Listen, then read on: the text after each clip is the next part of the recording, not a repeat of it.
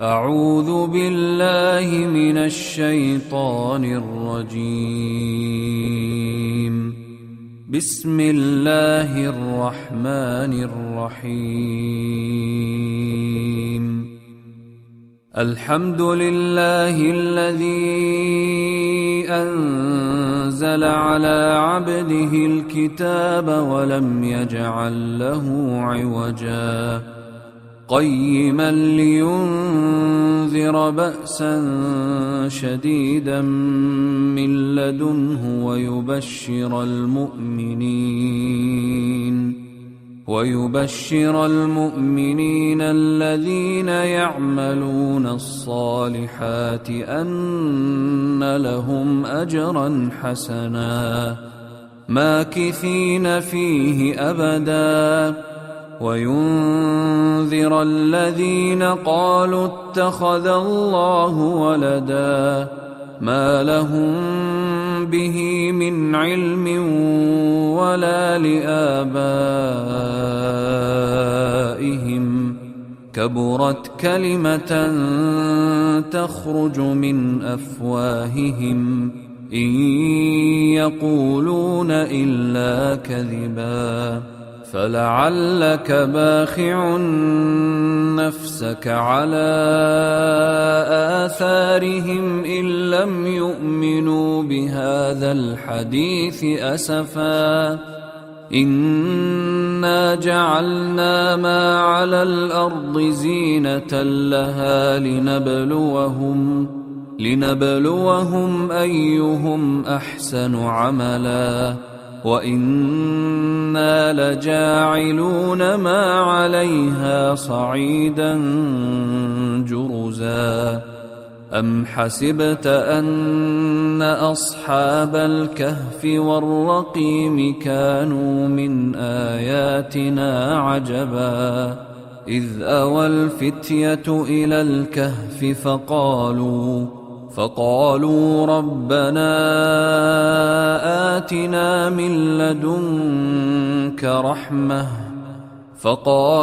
ربنا آتنا من لدنك رحمة وهيئ لنا من أمرنا رشدا فضربنا على آذانهم في الكهف سنين عددا ثم بعثناهم لنعلم أي الحزبين أحصى لما لبثوا أمدا نحن نقص عليك نبأهم بالحق إنهم فتية آمنوا بربهم وزدناهم هدى وربطنا على قلوبهم إذ قاموا فقالوا ربنا رب السماوات والأرض لن ندعو من دونه إلها لقد قلنا إذا شططا هؤلاء قومنا اتخذوا من دونه آلهة لولا يأتون عليهم بسلطان بين فمن أظلم ممن افترى على الله كذبا وإذ اعتزلتموهم وما يعبدون إلا الله فأووا إلى الكهف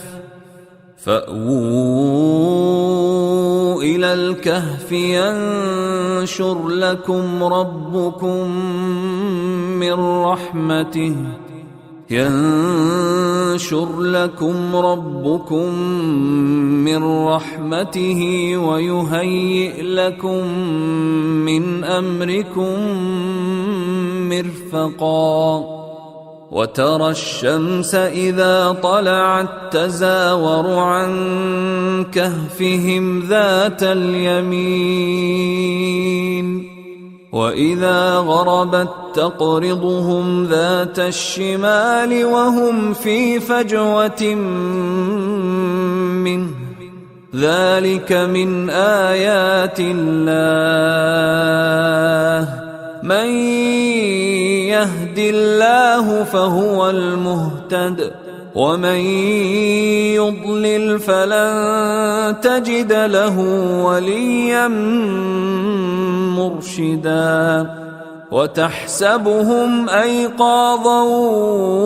وهم رقود ونقلبهم ذات اليمين وذات الشمال وكلبهم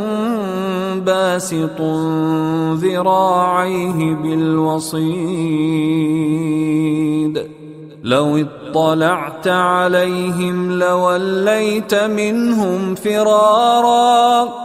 لو اطلعت عليهم لوليت منهم فرارا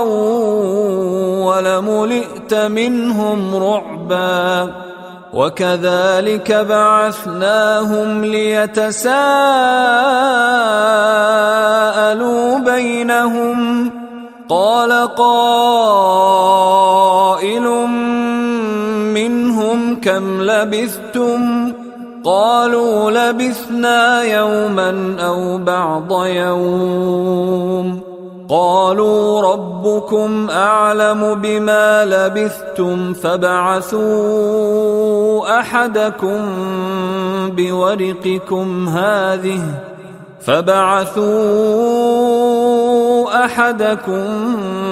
بورقكم هذه إلى المدينة فلينظر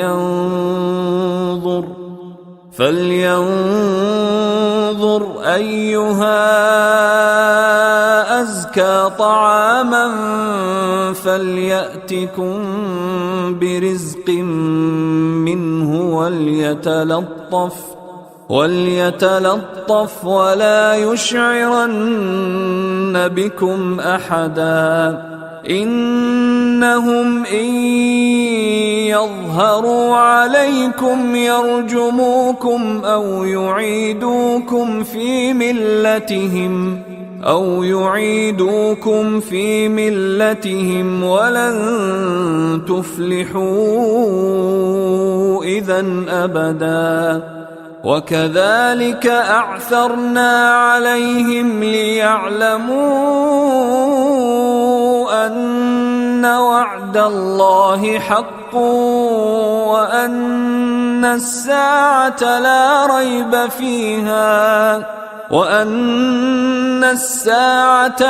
ريب فيها إذ يتنازعون بينهم أمرهم فقالوا ابنوا عليهم بنيانا ربهم أعلم بهم قال الذين غلبوا على أمرهم لنتخذن عليهم مسجدا سيقولون ثلاثة رابعهم كلبهم ويقولون خمسة سادسهم كلبهم رجما بالغيب ويقولون سبعة وثامنهم كلبهم قل ربي أعلم بعدتهم ما يعلمهم إلا قليل فلا تمار فيهم إلا مراء ظاهرا ولا تستفت فيهم منهم أحدا ولا تقولن لشيء إني فاعل ذلك غدا إلا أن يشاء الله واذكر ربك إذا نسيت وقل عسى أن يهديني ربي لأقرب من هذا رشدا ولبثوا في كهفهم 300 سنين وازدادوا 9 قل الله أعلم بما لبثوا له غيب السماوات والأرض أبصر به وأسمع ما لهم من دونه من ولي ولا يشرك في حكمه أحدا واتل ما أوحي إليك من كتاب ربك لا مبدل لكلماته ولن تجد من دونه ملتحدا واصبر نفسك مع الذين يدعون ربهم بالغداة والعشي يريدون وجهه ولا تعد عيناك عنهم تريد زينة الحياة الدنيا ولا تطع من أغفلنا قلبه عن ذكرنا واتبع هواه وكان أمره فرطا وقل الحق من ربكم فمن شاء فليؤمن ومن شاء فليكفر إنا أعتدنا للظالمين نارا أحاط بهم سرادقها وإن يستغيثوا يغاثوا بماء كالمهل يشوي الوجوه بئس الشراب وساءت مرتفقا إن الذين آمنوا وعملوا الصالحات إنا لا نضيع أجر من أحسن عملا أولئك لهم جنات عدن تجري من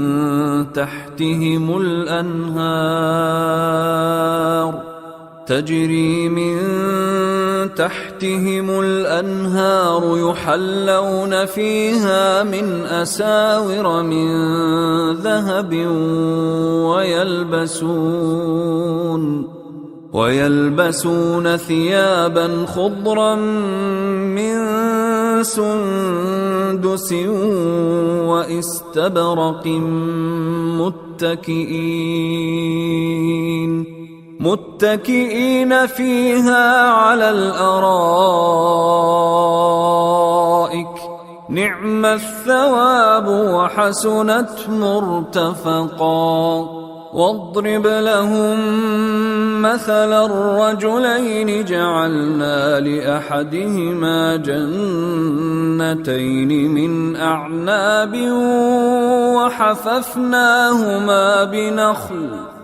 وحففناهما بنخل وجعلنا بينهما زرعا كلتا الجنتين آتت أكلها ولم تظلم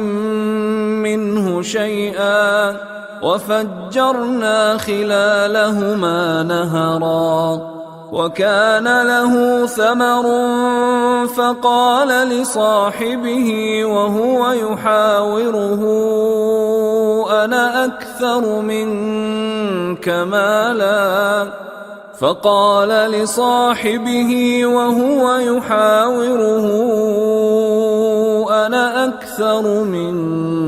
مالا وأعز نفرا ودخل جنته وهو ظالم لنفسه قال ما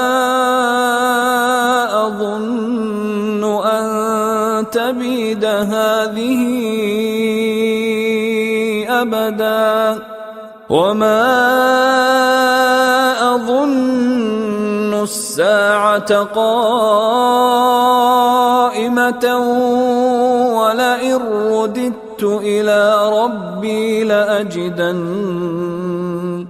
ولئن رددت إلى ربي لأجدن خيرا منها منقلبا قال له صاحبه وهو يحاوره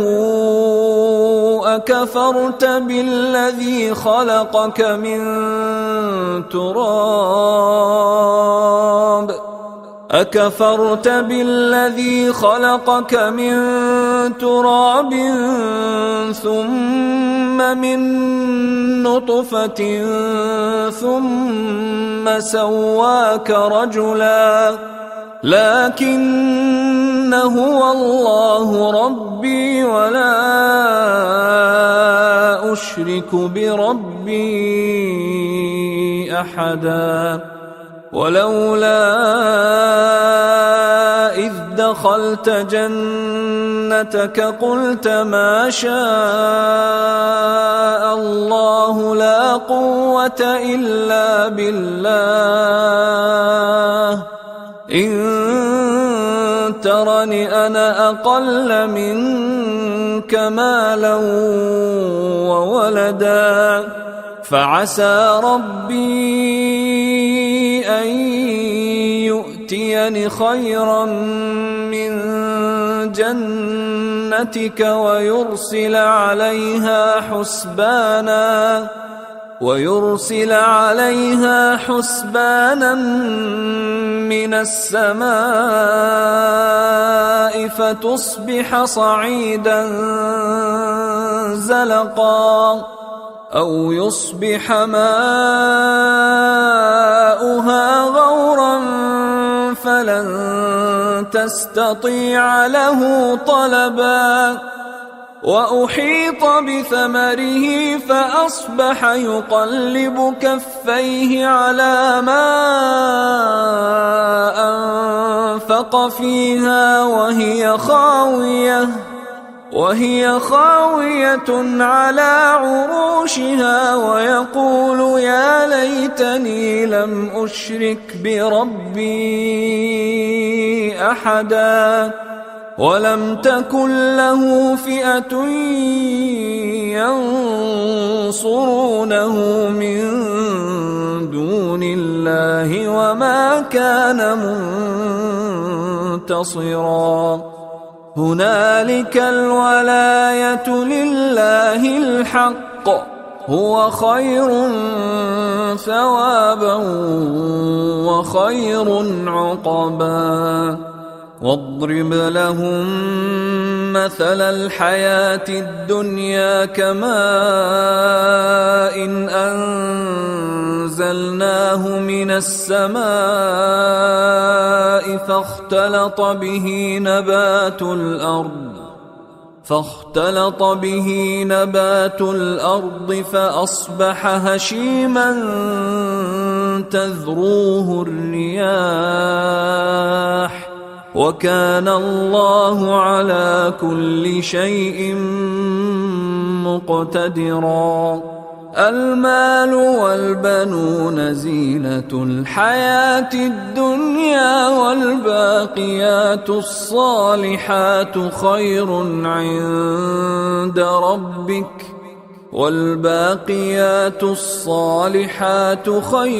عند ربك ثوابا وخير أملا ويوم نسير الجبال وترى الأرض بارزة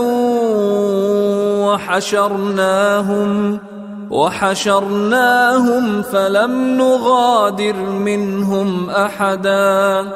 وعرضوا على ربك صفا لقد جئتمونا كما خلقناكم أول مرة بل زعمتم أن لن نجعل لكم موعدا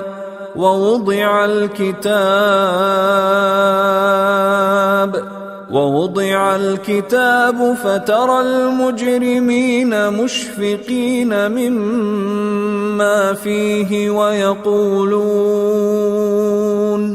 ويقولون يا ويلتنا ما لهذا الكتاب لا يغادر صغيرة ولا كبيرة إلا أحصاها ووجدوا ما عملوا حاضرا ولا يظلم ربك أحدا وإذ قلنا للملائكة اسجدوا لآدم فسجدوا إلا إبليس كان من الجن ففسق عن أمر ربه أفتتخذونه وذريته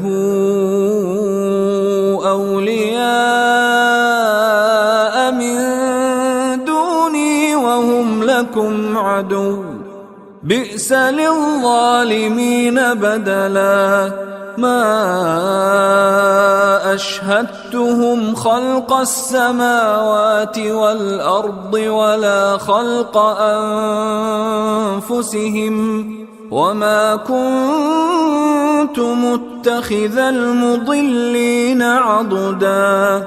ويوم يقول نادوا شركائي الذين زعمتم فدعوهم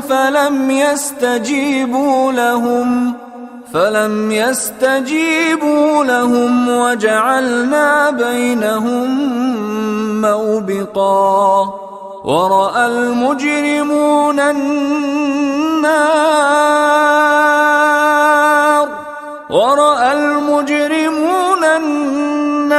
فظنوا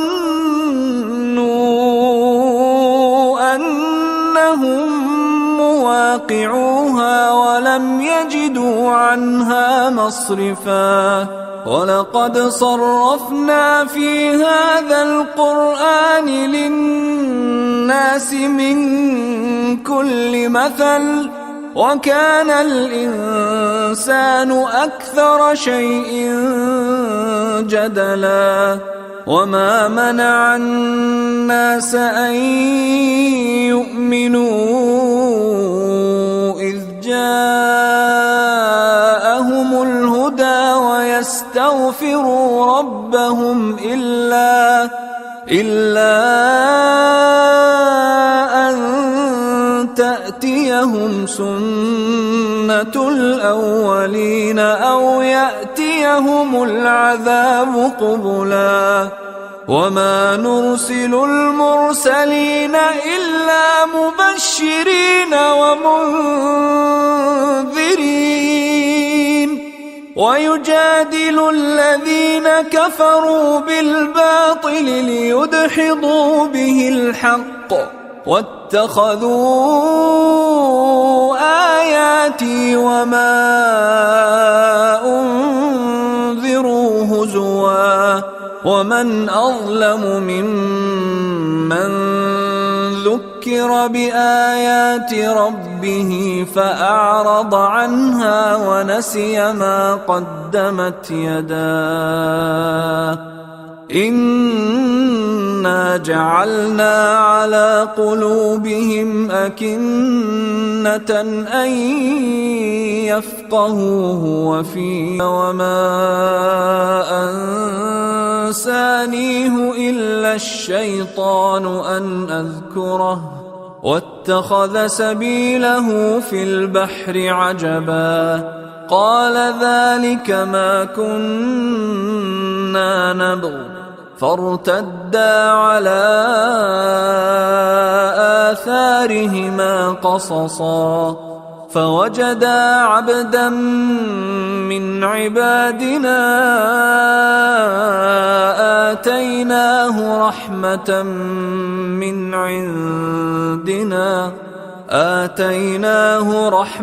من عندنا وعلمناه من لدنا علما. قال له موسى هل أتبعك على أن تعلمني مما علمت رشدا؟ قال إنك لن تستطيع معي صبرا وكيف تصبر على ما لم تحط به خبرا؟ قال ستجدني إن شاء الله صابرا. قال ستجدني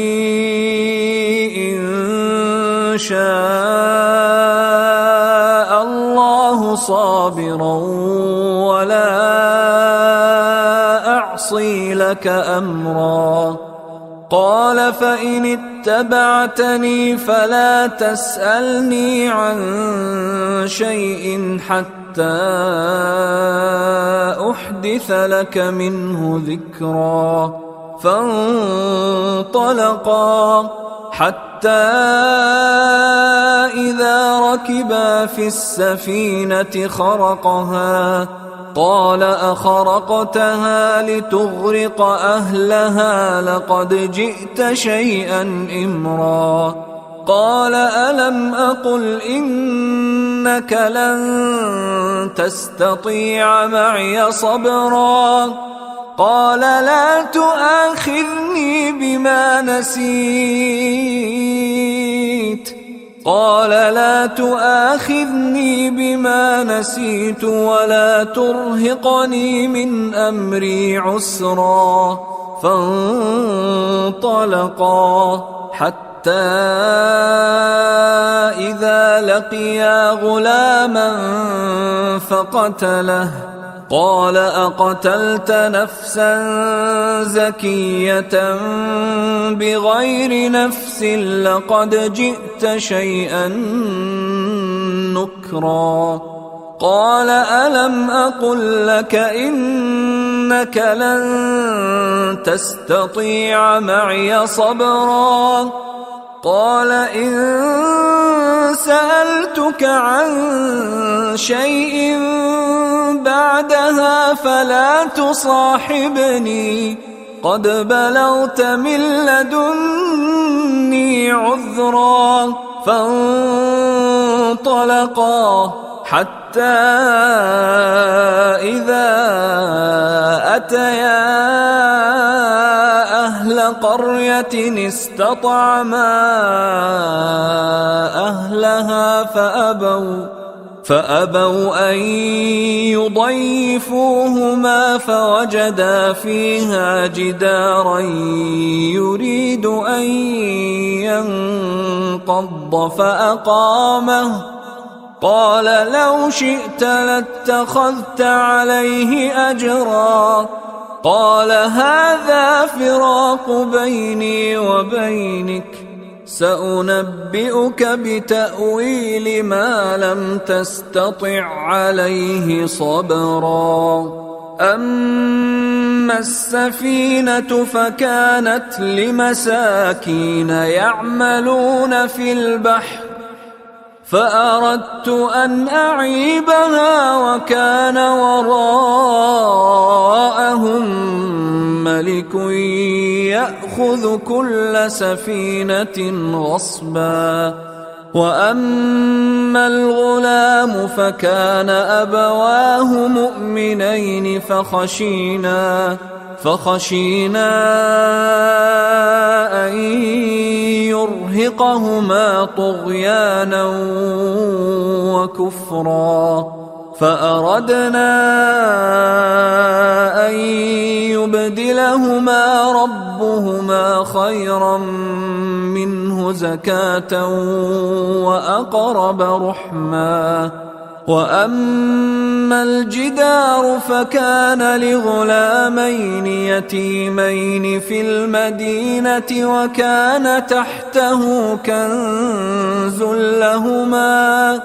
وكان تحته كنز لهما وكان أبوهما صالحا فأراد ربك أن يبلغا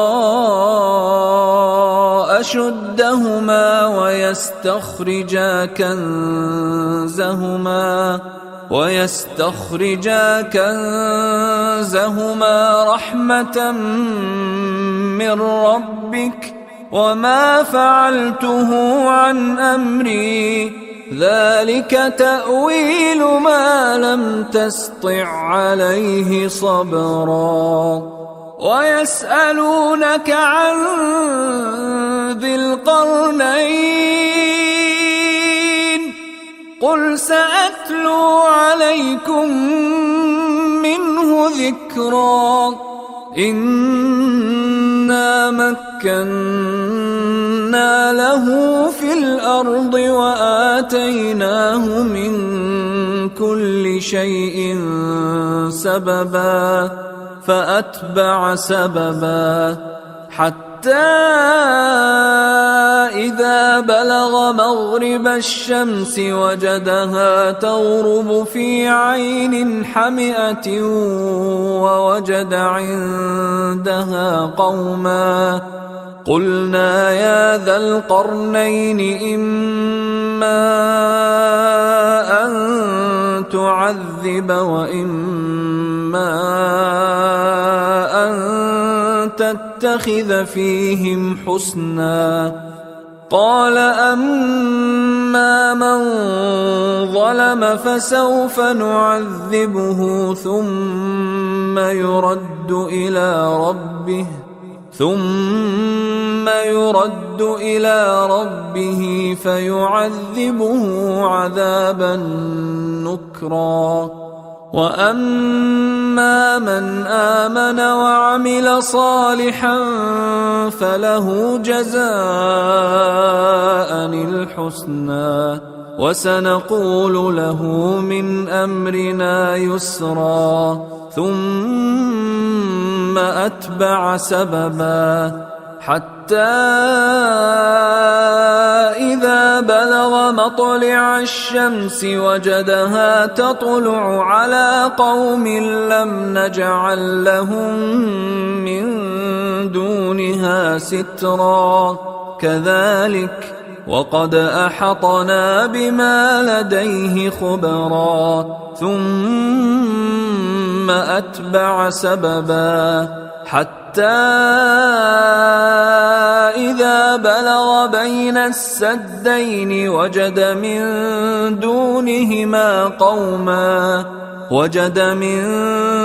دونهما قوما لا يكادون يفقهون قولا قالوا يا ذا القرنين إن يأجوج ومأجوج مفسدون في الأرض فهل نجعل لك خرجا على أن تجعل بيننا وبينهم سدا قال ما مكني فيه ربي خير فأعينوني بقوة أجعل بينكم وبينهم ردما آتوني زبر الحديد حتى إذا ساوى بين الصدفين قال انفخوا حتى إذا جعله نارا قال آتوني أفرغ عليه قطرا فما استطاعوا أن يظهروه وما استطاعوا له نقبا قال هذا رحمة من من ربي فإذا جاءهم فحبطت أعمالهم فلا نقيم لهم يوم القيامة وزنا ذلك جزاؤهم جهنم بما كفروا واتخذوا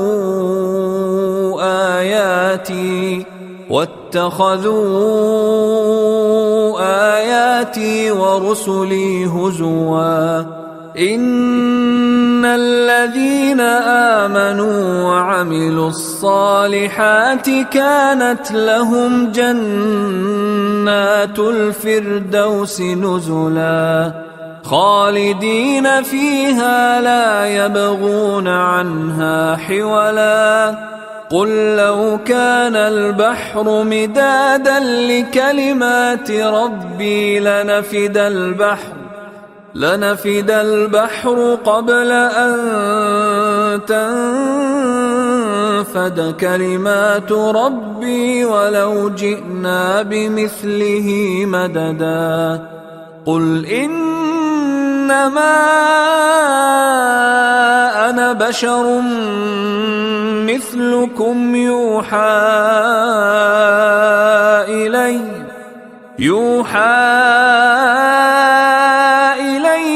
أنما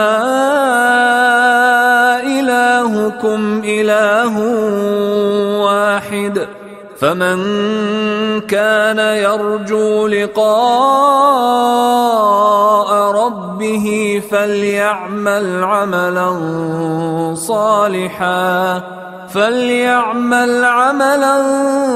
صالحا ولا يشرك بعبادة ربه أحدا.